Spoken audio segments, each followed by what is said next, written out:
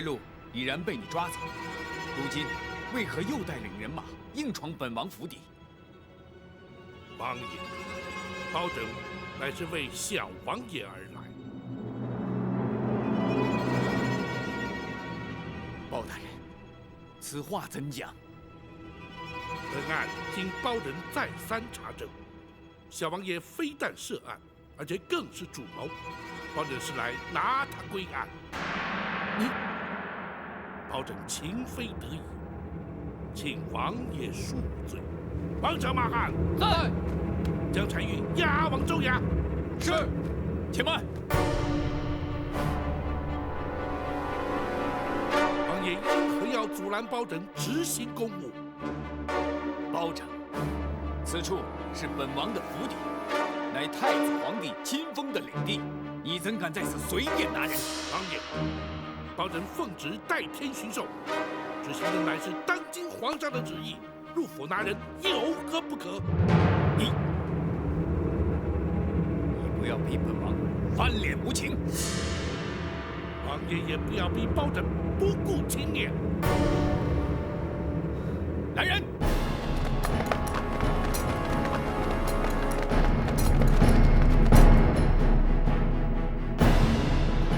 听候本王号令。是。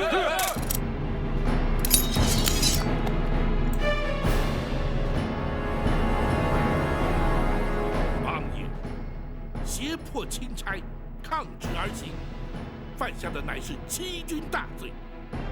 依法该当如何？王爷心知肚明。王爷一念之差，柴家100年基业恐将毁于一旦。太祖皇帝当年恩典，尽皆付诸流水。还请王爷三思。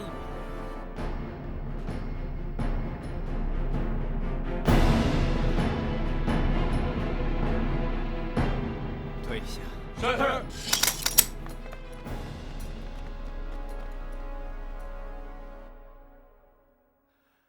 包大人，王爷，捉拿柴玉，不知可有凭证？公堂之上，包拯自会将证供一一呈堂。还请王爷相信，包拯依法执法，绝不偏颇。可否请包大人法外容情，容本王与柴玉说上几句话？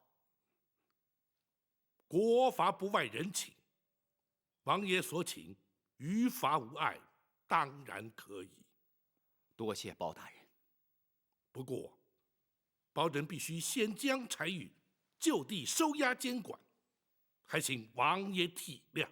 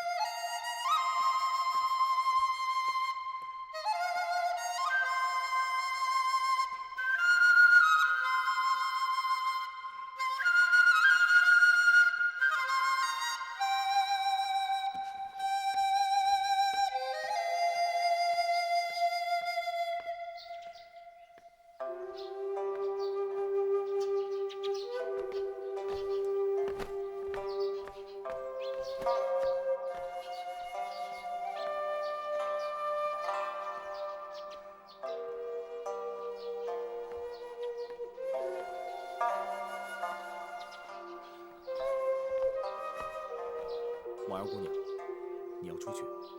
展大人，我想去一趟王府。包大人不是再三交代，叫你不要去的吗？大人是担心我，如果我去了，会无法承受小王爷被捕的事实。你既然明白大人的苦心，为何还要去增加痛苦呢？有一件事我必须要办。要是非办不可，我找人替你去办。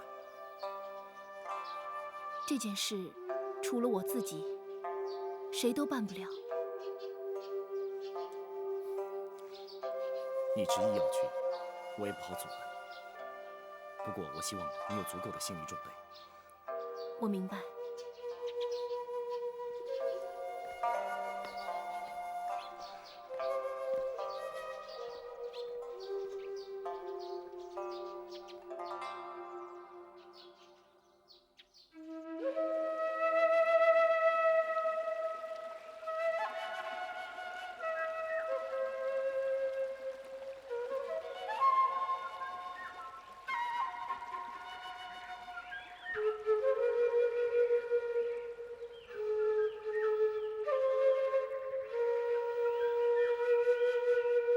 大人，方才学生的确是捏了一把冷汗。倘若柴王爷下令攻击，后果实在不堪设想。本府说过，柴王爷绝对不会不计后果，出此下策。大人说的是，欺君之罪，罪在不赦；挟众抗旨，视同谋反。一律该满门抄斩，诛杀九族。幸好柴王爷悬崖勒马，才不致铸成大错。倘若柴王爷一时控制不住，那么太祖皇帝当年所留下的柴家血脉就到此而终。柴家失去的就不只是柴玉一个人了。不过柴王爷既有袒护柴玉之嫌，大人又怎么会让他们父子单独见面呢？父子之情乃是天性，而柴玉此去必死无疑，本府又岂能不加以成全呢？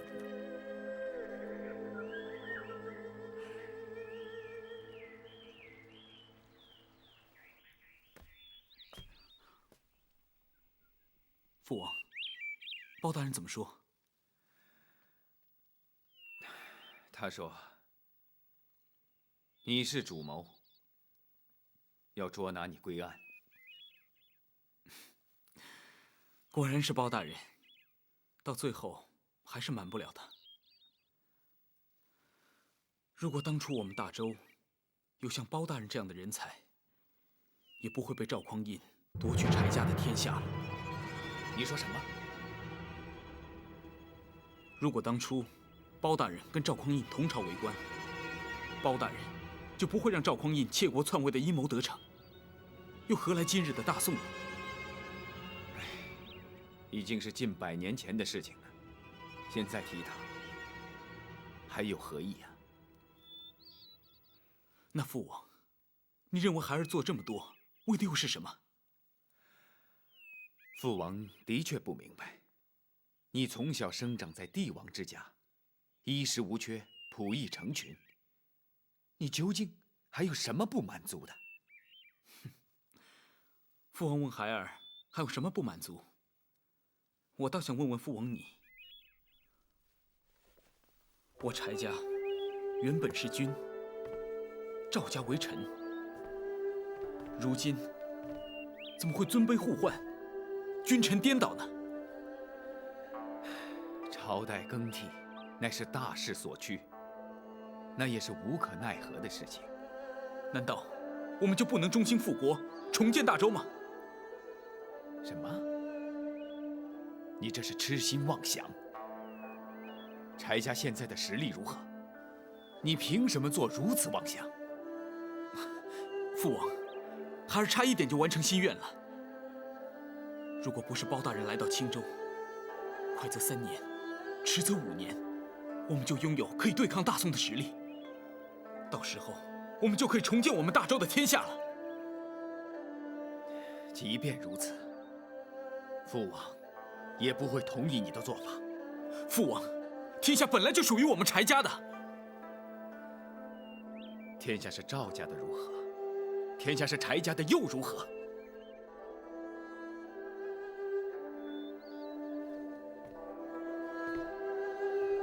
任你如何稳坐江山，或是朝代更替，百姓仍是百姓，苍生还是苍生，对他们而言，又有何不同？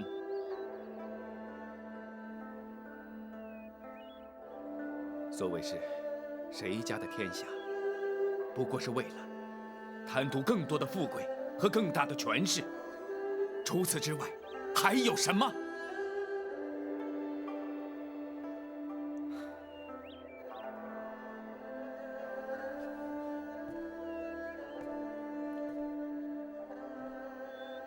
儿啊，如果你还存着争天下之心，而犯下滔天大罪，父王也会认为你是咎由自取，怨不得任何人。这也是我一直瞒着你的原因。父王，你已经没有雄心壮志了。你说的没错，父王确实没有雄心壮志。我只想平平安安地在王府里做一个太平王爷。最让父王挂心的，就只有你了。父王一直期盼着你能够一生平安，一生顺遂。可是没想到，我14岁那年就把腿给摔坏了。是啊，我知道，这也是你一生的遗憾。父王虽然身为王爷，却也不能替你弥补。我遗憾的是，因此我不能习武。如果我的武功练得跟张冲一样好的话，也就不会是今天这样的结果了。不对，如果你不改变想法，即便你练成多么高深的武功，结果也会是这样。只能眼睁睁的让父王看着你付出生命的代价。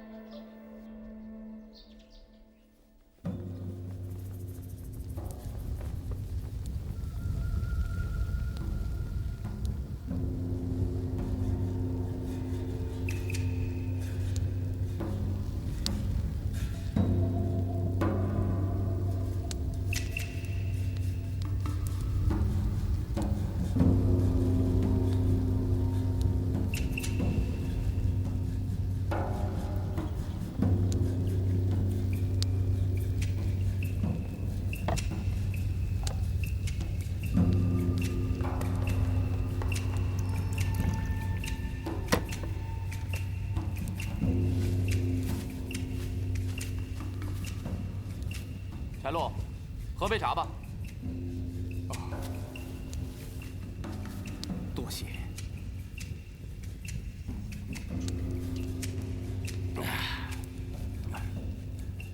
包大人，何时升堂啊？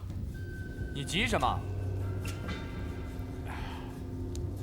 包大人反正已经将全案查清楚了，我早晚都是个死，何必拖延？你别急嘛，等大人将主谋拘捕到案之后，会立刻升堂。主谋？盗取黄金是我跟张冲策划的，我们就是主谋啊！你以为包大人不知道啊？现在正在抓他呢。抓谁？柴玉。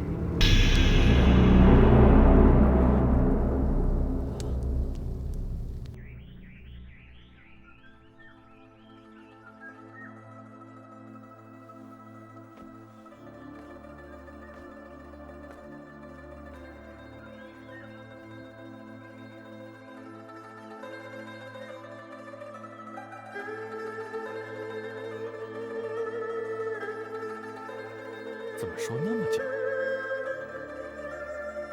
大人，要不要催一催？不，让他们慢慢谈。这或许是他们父子之间最后一次见面。大人还是心中不忍。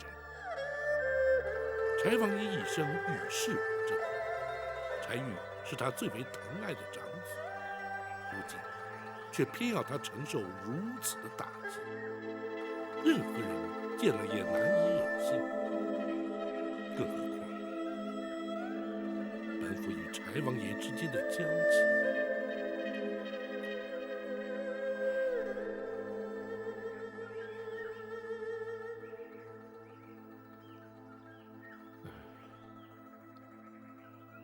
如果柴王爷向大人求情呢？你也知道本府一贯的态度，那是绝无可能的。外人总以为大人是铁石心肠，哪里知道大人心中其实充满着同情。这就是执法者的无奈。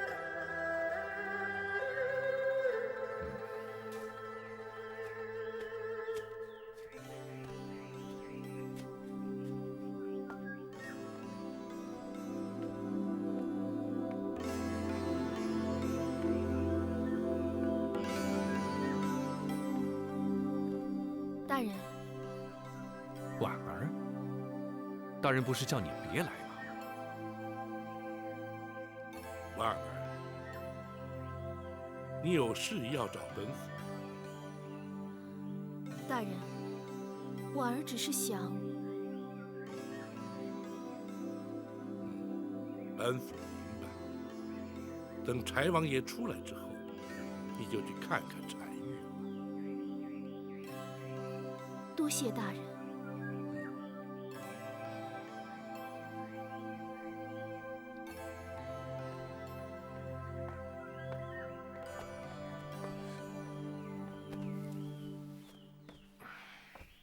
随他去吧。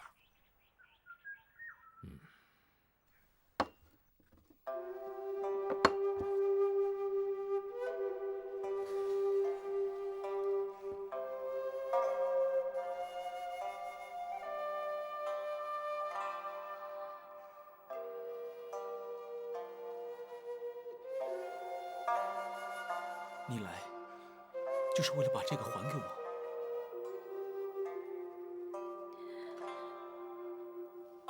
我只想再好好看你一眼。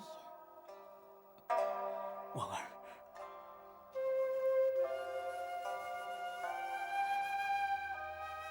你现在一定很恨我。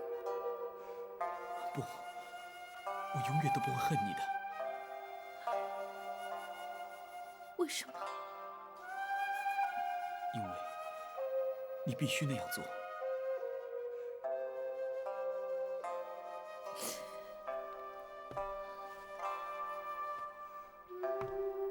如果我有权利不这么做，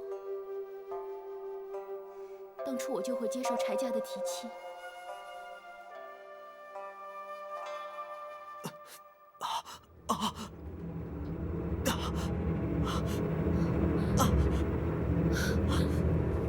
你的药呢？药呢？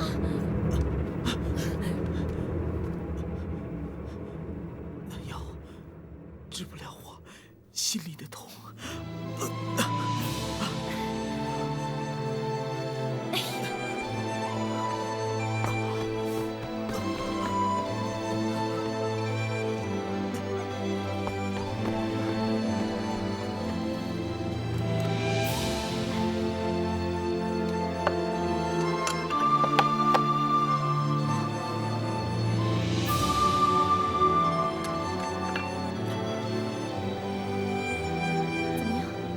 好点没有？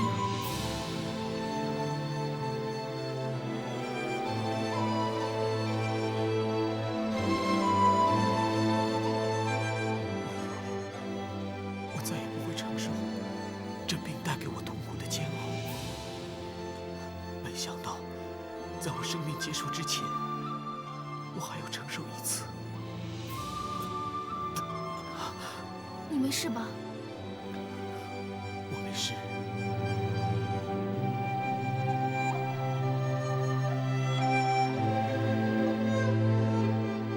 婉儿，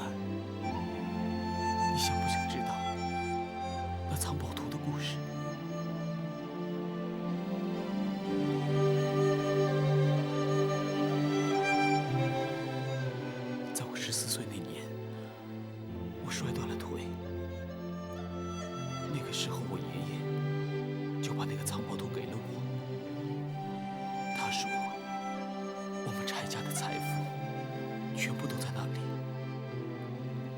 可是那财富永远也看不到，摸不着。我当时就下定决心，等我长大之后，一定要让那财富看得到，也摸得着。因为我不能接受那种虚幻不实的东西。所以，你让张冲和柴路去盗采那座金矿。没错，现在我的愿望实现了，可是这仍旧是一场空。或许有些东西永远留在我的幻想里面，反而会走得更远、更长。有时候，保留一点幻想，要比实际美得多。你说的对，婉儿。当你拒绝柴家的提亲时，你知道我是怎么想的吗？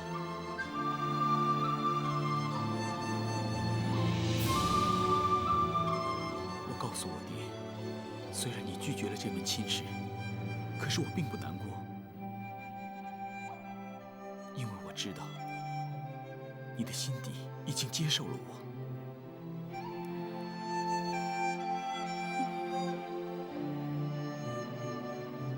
就像那藏宝图的故事一样，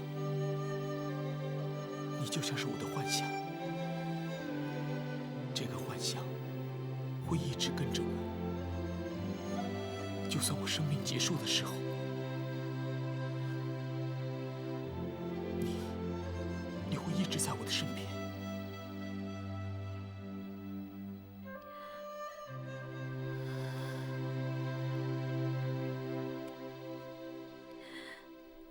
我也会永远把你放在我的脑海里。婉儿，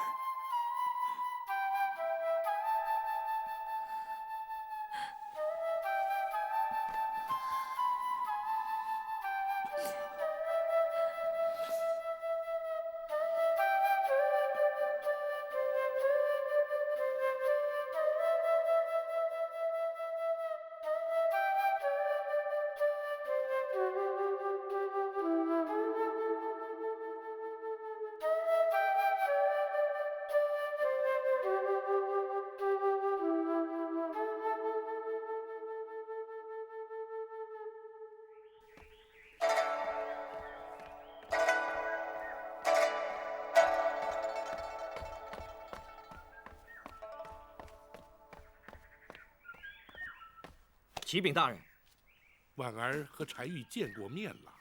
是慕容姑娘已经先离开了王府，要属下向大人面报。她说会回驿馆等候。让他们立刻将柴玉押往州衙。是。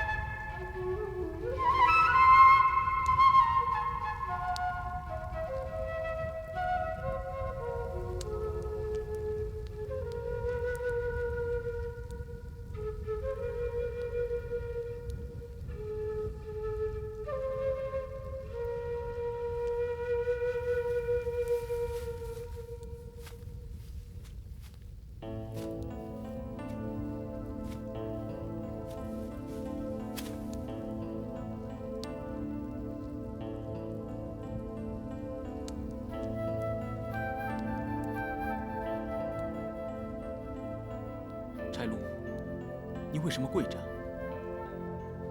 柴禄愧对小王爷。非战之罪，你并没有做错。把小王爷牵涉其中，就是柴禄的过错。那是我自己的选择，不能责怪任何人。张冲他先走了，我没有机会告诉他，你们两个永远都是柴家最忠实的朋友。小王爷，或许别人对我们另有看法，可是你们一直都没有替祖先丢人。我们三个在阴曹地府，若能相见的话，我还是很乐意跟你们两个再度共事。多谢小王爷。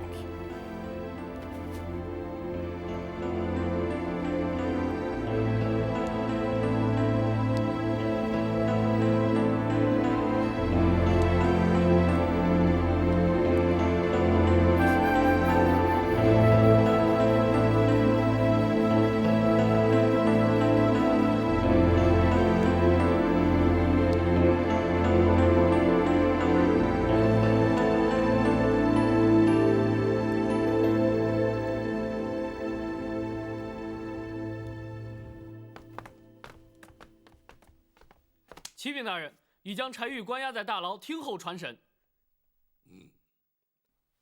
张龙、赵虎带人在牢中监管。公孙先生可曾准备妥当？回大人，学生已将全案之相关物证准备齐全，大人可以随时升堂审讯。好，在升堂之前，将那柴玉先带到此处来，本府要对他先行询问。是。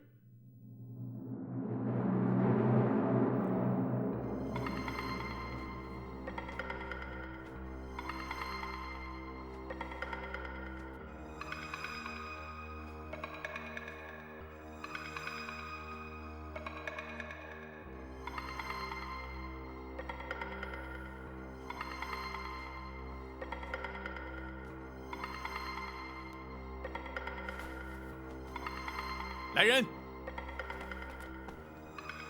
在。备轿。是。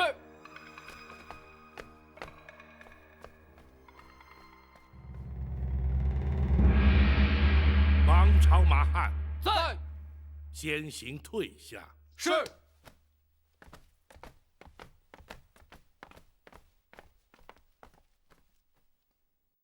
你可知升堂之后是何结果？知道，在包大人铡刀之下，柴玉没有活命的可能。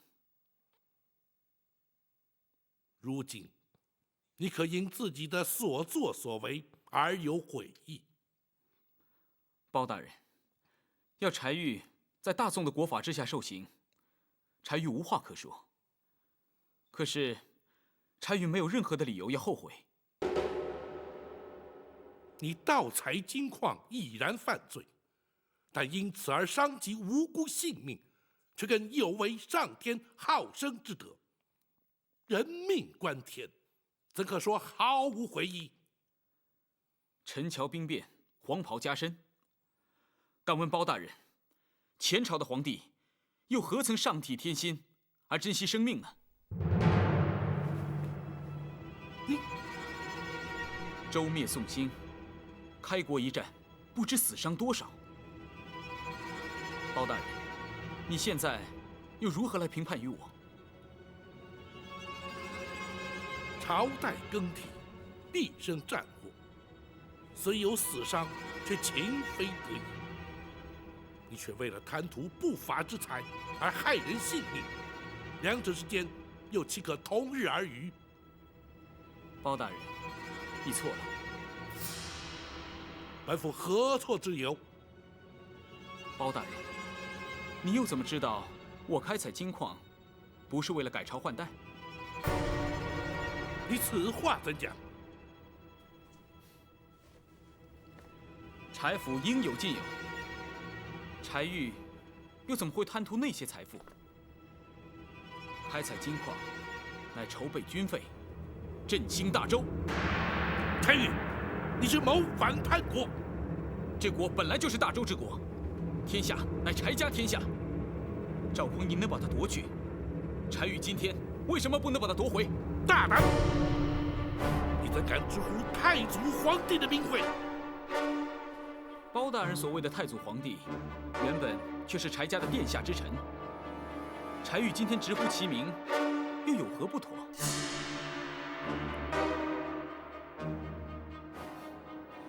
想必现在连包大人你也无话可说，无词可辩了吧？不，乍听之下，你似乎言之有理，实则却全都是狡辩之词。好，如果包大人你能说服柴玉，柴玉情愿伏法，绝无怨言。好，本府就说与你听。纵观历代史记，但凡改朝换代，无一不是顺天意而应人心。开国之君，皆是不忍见百姓受苦，黎民遭殃，才挺身而出，取而代之。若是逆天背人，又岂能一统天下？若依包大人所言，大宋开国也是顺天应人。不错，前朝世宗皇帝勤政爱民，却不幸英年早逝。令祖当时年方7岁，刘汉与辽国合兵来犯，太祖皇帝若不开国继位，天下顿时沦入异族之手，又如何不是顺天应人？即使如此，他也无权夺走我柴家的天下。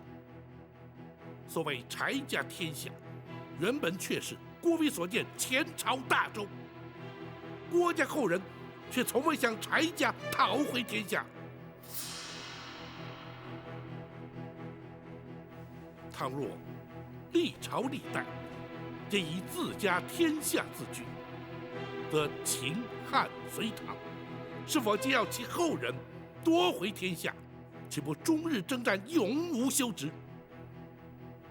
先圣先贤无不推崇以民为本，改朝换代皆是因大势所趋。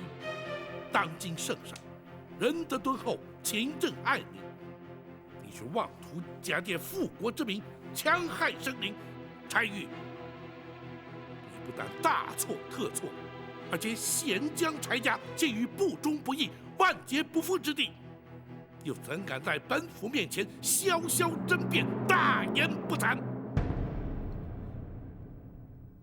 如今，你可还有话说？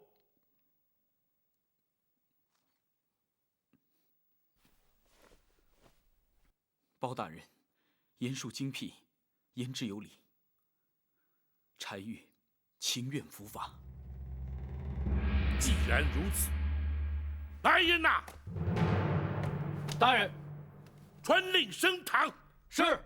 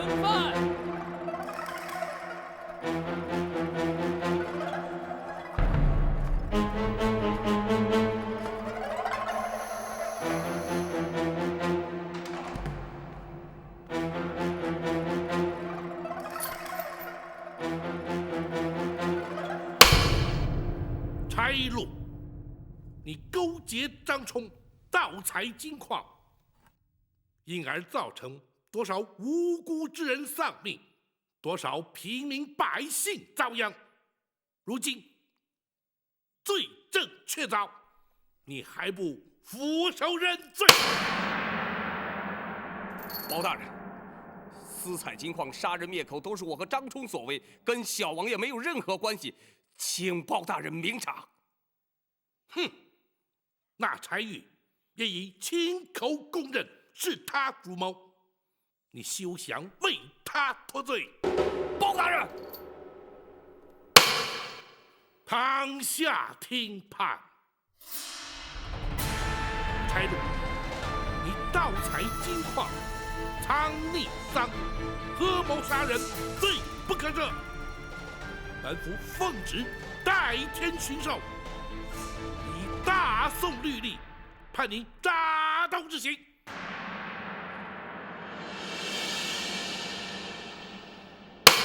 来人呐！在。狗头上伺候。是。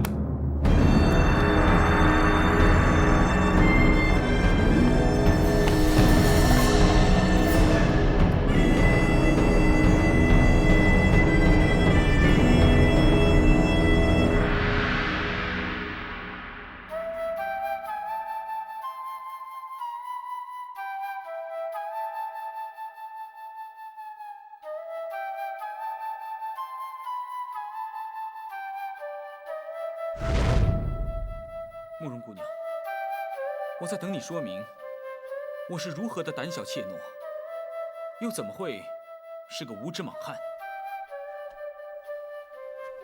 你宿疾缠身多年，访遍了名医，仍无法根治。你不想让我帮你治病，不就是害怕再次失望，怕受打击？你这不是胆小怯懦是什么？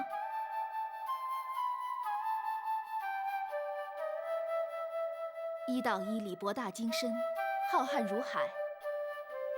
多少医者前辈，钻研一生仍不能尽得其妙。你不过就是看过几个大夫，做过几次诊疗，就认为自己无药可救，再不做任何的治疗。你这不是无知莽汉吗？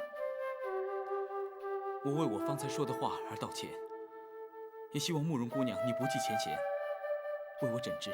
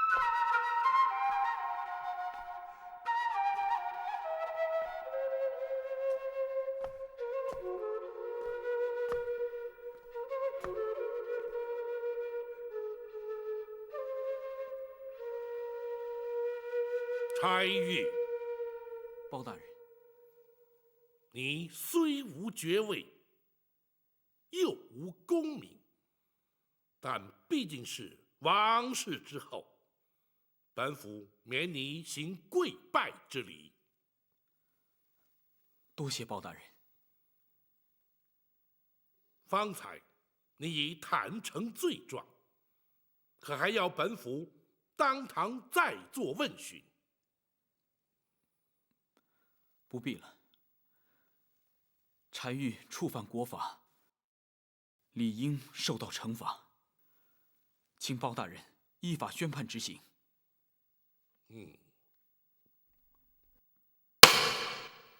堂下听判。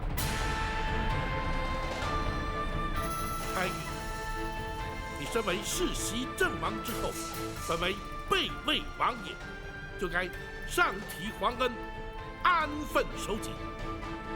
你却教唆府中总管柴禄，勾结张冲，盗采金矿，因而导致黎民百姓家破人亡，依法论罪，其罪当诛。本府以代天巡狩之权，以大宋律例判你大刀之刑。来人呐！在。龙头上伺候。是。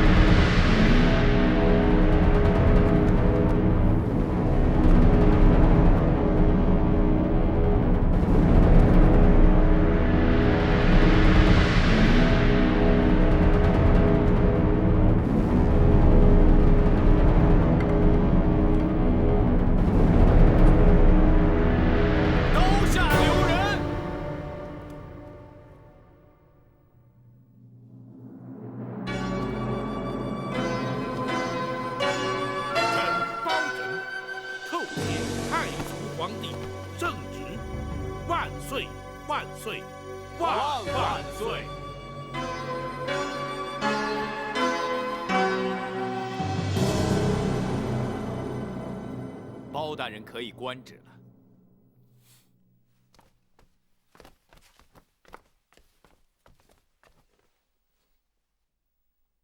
太祖皇帝开国称帝之时，封本王千父为郑王，同时颁下此诏，纵使犯下叛国谋反之罪，皆得凭此诏，免死一次。王爷要凭着免死金诏，换柴玉一命。不错，恳请包大人遵旨而行。包拯却难从命。包大人，你竟敢抗旨不遵！王爷，包拯并未抗旨。难道这免死金诏有假？太祖皇帝所赐，当然不假。既然这金诏不假，那包大人不遵旨而行，岂非抗旨？只因这金诏虽然不假，却免不了柴玉的死罪。你，王爷，这金诏之上分明写道：历代阵亡，皆可凭此金诏免死。那柴玉虽是王爷之子，却尚未世袭爵位，又怎能免他一死？包大人，难道不能网开一面？包拯依法论法，依职论职，无权开脱。好，那么本王就不要这爵位，将王爷的头衔立即传与柴玉。王爷之位，只可承袭，不能禅让。王爷心知肚明，除非王爷100年之后，否则那柴玉继承不了王爷爵位。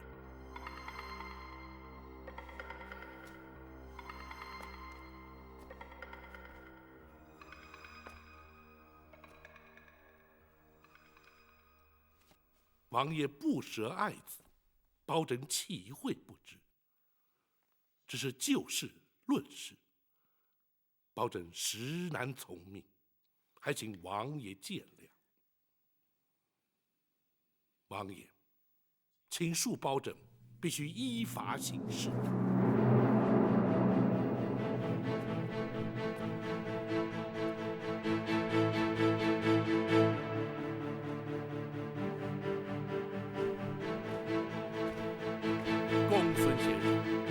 生在， 2次升塔。是。包大人且慢。王爷莫非依然不肯罢休？不，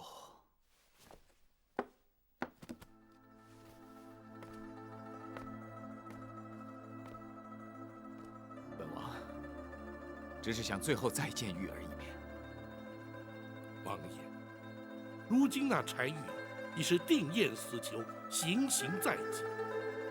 若与王爷私下会面，恐有不同。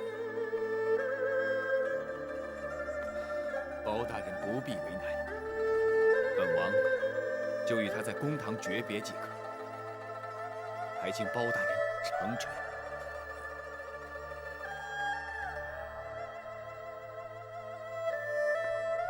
大人，受刑人家属听审观刑，于法并无禁制。然而，又岂有让亲人家属当堂观刑之理？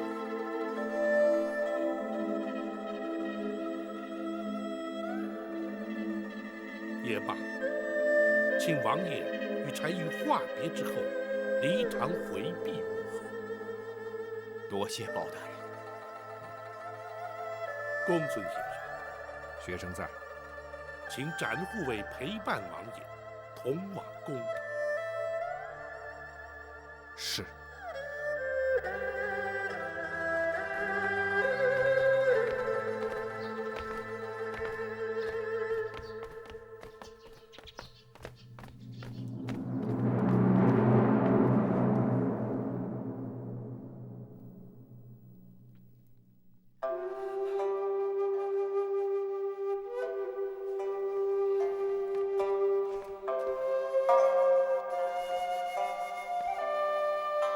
玉儿，爹，包大人一向铁面无私，你是救不了我的。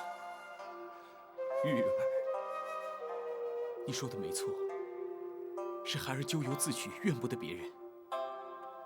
包大人依法行事，孩儿无话可说。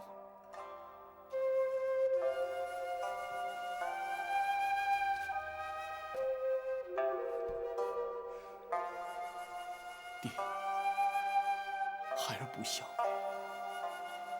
不能为爹奉养天年，请爹要多加保重。孩儿叩别。玉儿，玉儿，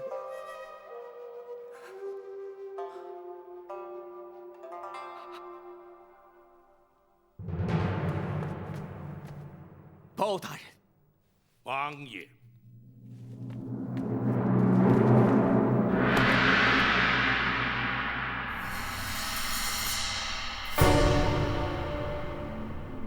包大人，郑王爵位待本王死后便可传与柴玉，那免死金诏便可救柴玉一命，还望包大人遵旨而行。王爷意欲为何？本王即刻当堂自尽。王爷，万万不可！爹，王爷，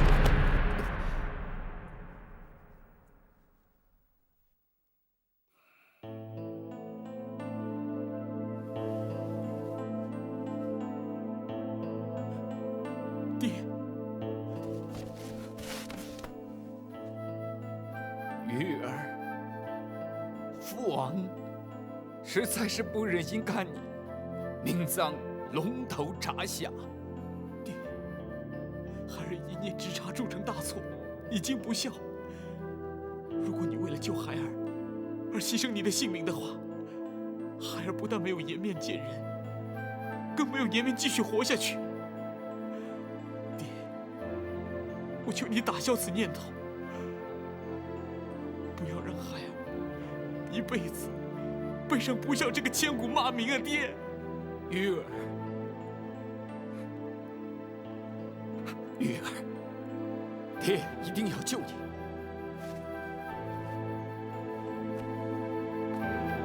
包大人，就请你成全本王这点私心吧。王爷，只怕王爷纵使一死，也救不了那柴玉的性命。你，纵使王爷当真归西，也必须上报朝廷，方能将爵位转封柴玉。文书往返，以及皇上批示朝廷转班，至少历时1个月。王爷，那时只怕柴玉早已不在人世。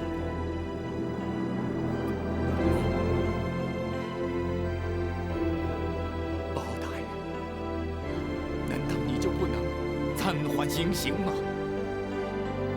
王爷，国法当前，岂容本府苟且徇私？包拯，你。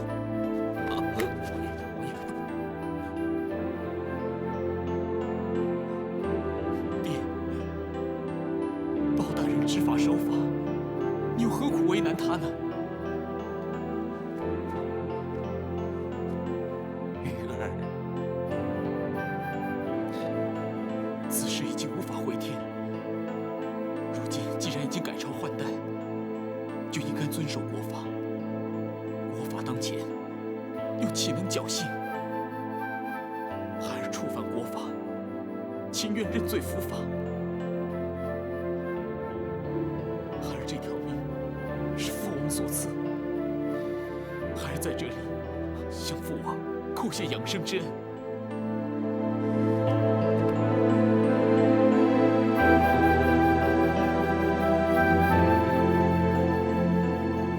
请包大人依法行刑。玉儿，玉儿。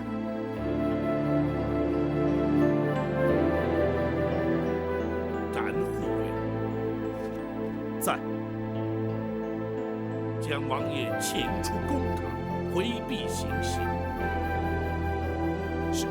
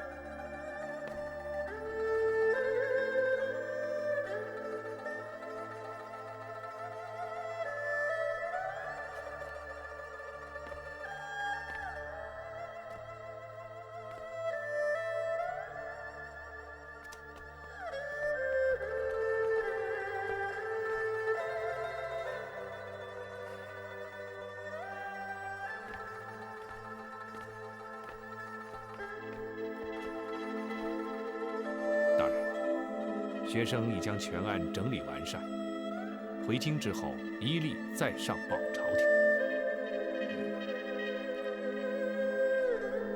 婉儿还好吧？他的心情好像还没有完全平静下来。那些犯下错误的人，为什么总是要伤害关心他的人？本府执法一生，这种情形不知见过多少，却始终百思不解。大人，你见过柴王爷？没有，去见了又能如何？只是徒增感伤。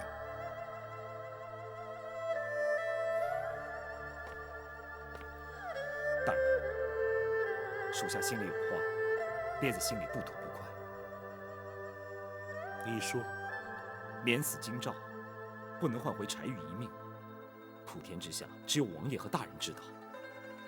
只要大人不说，没有人会对免柴玉之死提出异议。大人为何不肯成全呢？这就是法与情、公与私之间最难掌握的分寸。稍一不慎，公理正义就会荡然无存。君子不欺暗室。如果因为没有人知道，就有所偏颇，很可能会因此造成无辜之人受害，也就没有资格成为执法者。可是对柴王爷而言，大人岂不是太过不通人情？我常说，这就是执法者的无奈与悲哀。一旦踏上了执法之路，这无奈与悲哀就必须一并承受。然而大人却不愿意见到别人也受到同样的痛苦。当然，尤其是自己所熟识的人。柴王爷，还有婉儿，尤其是婉儿，他会以为将柴玉送上铡刀的是他。倘若他无法看透这一点，这种痛苦就会陪伴他一生。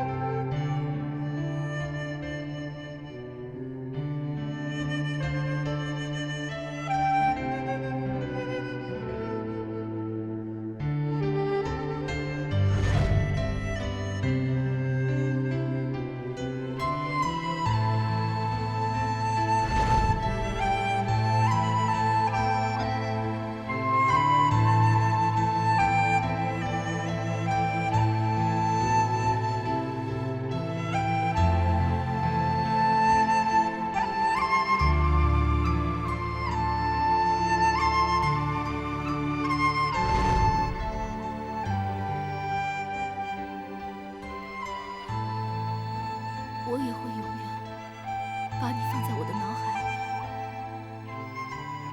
婉儿，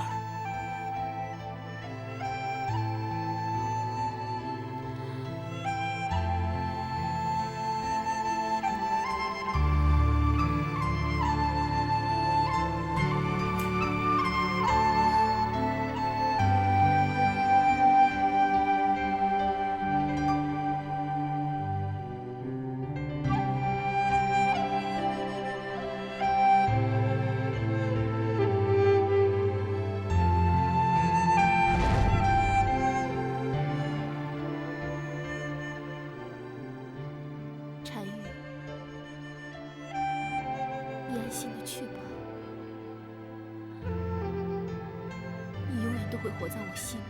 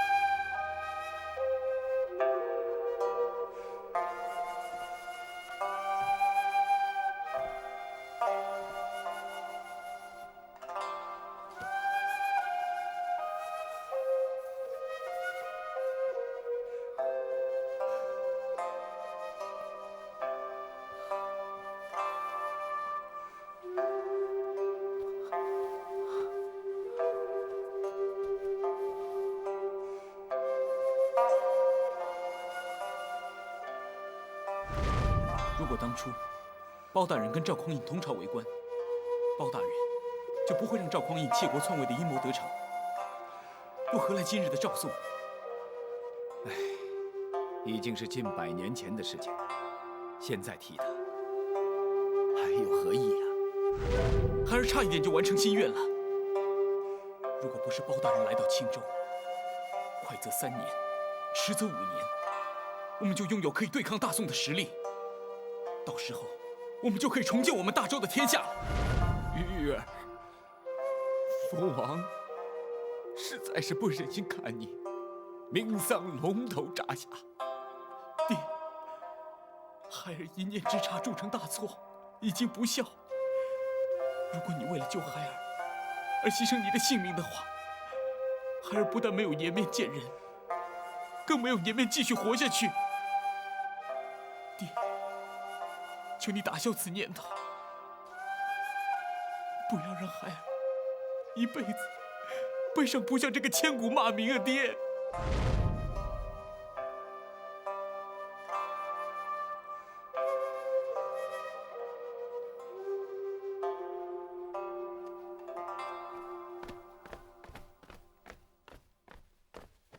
启禀大人，朝廷派来的接收专使已经进城了。按时日推算，他们也该到了。他们来了多少兵马？回斩大人，至少500-600。大人，要接收矿场、押送黄金、重整州衙，的确需要这么多人。等专使进城安顿之后，请公孙先生备妥文案集册，立刻在州衙与他们进行交接。是，学生早已备妥。王朝马汉，在。驿馆扣押监管的黄金由你2人负责点交，务必要将数量、重量核实，不得有半点误差。是。张龙、赵虎，属下在。矿场部分由你2人负责，让接收专使与驻守矿场的虎贲营直接进行交接，不得有误。是。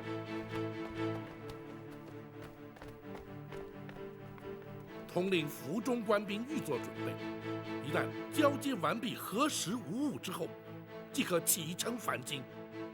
是。启禀大人，柴王爷派人请大人去王府一趟。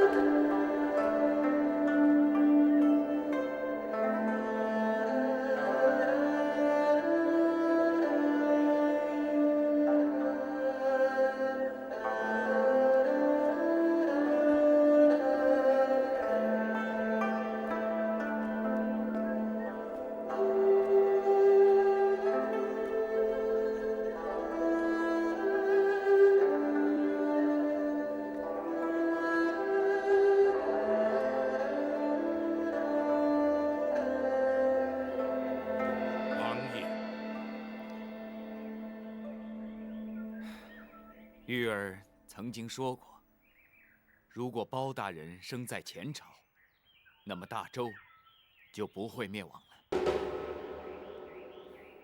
王爷，他说的不错，有包大人这样的官员在朝廷，一定能够保住大宋的国祚。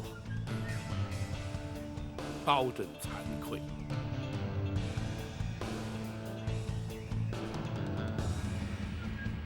应该惭愧的是本王。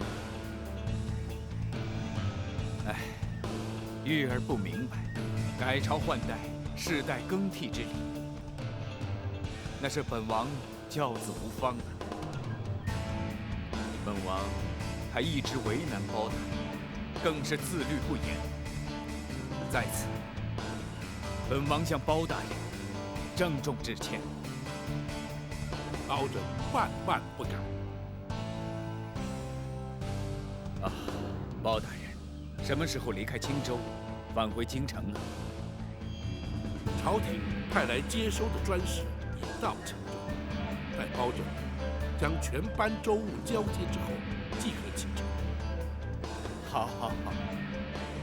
若是什么时候途经青州，一定要来王府。本王还要和包大人在棋艺上好好的切磋几局啊！包拯，遵命。